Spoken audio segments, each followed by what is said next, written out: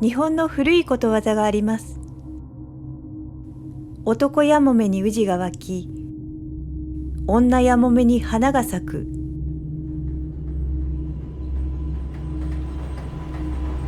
最初は亡くなった人たちに備えるために花を育てる純粋な女性のことだと思っていました。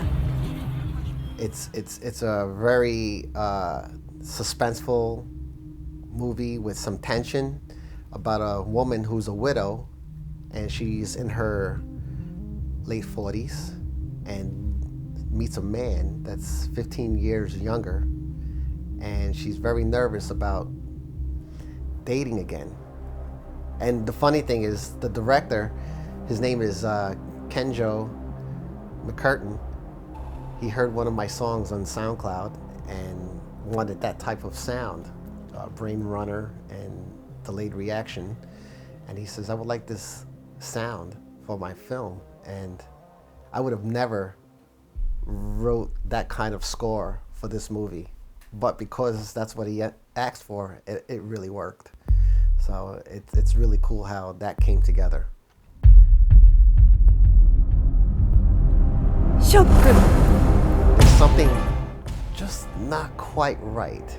And it's being told by the music. Something's just not quite right. And therefore you continue to watch the movie because you know something's gonna go down. And it's funny how when I hear those songs, they to me have like this science fiction, futuristic feel to it, and the movie is not a science fiction movie, but yet it works. It really works. It was fun to score this kind of a movie because I got to explore lots of modular type sounding synthesizers, this pulsing bass that just sounds like a heartbeat, and it's racing and something's going on, and they kind of set a pace. So knowing that, it just makes sense to keep the continuity of that vibe still going throughout the movie.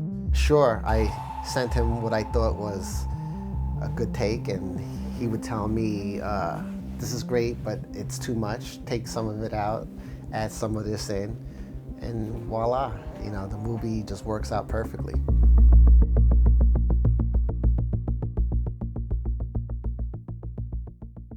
I've made a lot of hit records in my early years, and there's a formula that you kind of have to follow when making pop records, making dance records, and making movie scores. There's really no rule, but it's a different set of rules. It's just completely different, and I just like to explore a lot of sounds that my synthesizers have that you normally can't use when making pop music. To me, they're like colors, and these are colors that I normally don't get to use when making pop records, making dance records.